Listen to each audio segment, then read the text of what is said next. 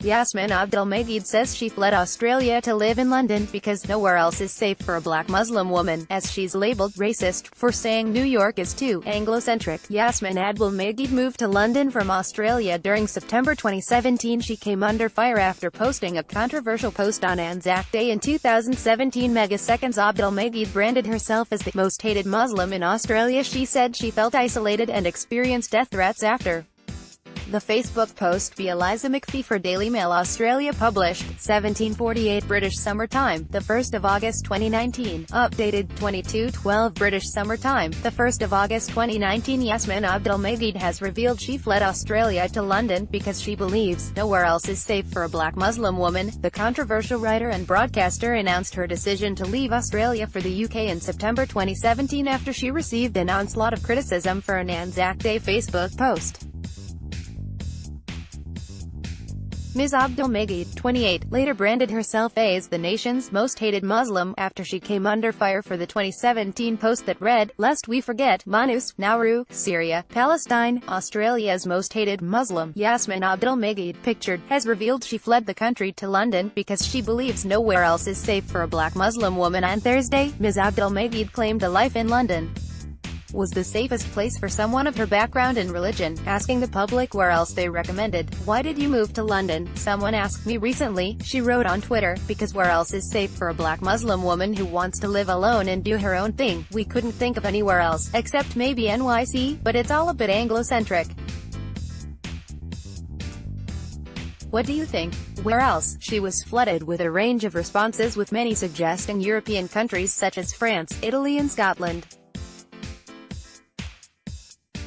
Ms. Abdel-Magied took to Twitter to describe the reason she moved to the UK during September 2017. Paris, Toronto, Edinburgh, Monte Carlo, one Twitter user commented.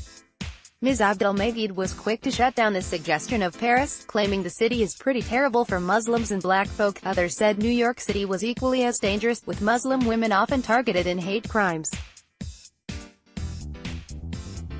Many commented saying lots of places weren't safe for a Muslim woman, including New York City in the US. "Saying is not safe, lots of hate crimes reported against Muslim women." Another person wrote. The 2015 Young Queensland of the Year responded by saying many of the places suggested were not accessible for her. Other thoughts that are important: not all places being suggested are easily accessible visa-wise, especially if someone doesn't have the right passport or right job, Ms. Abdel-Magied wrote.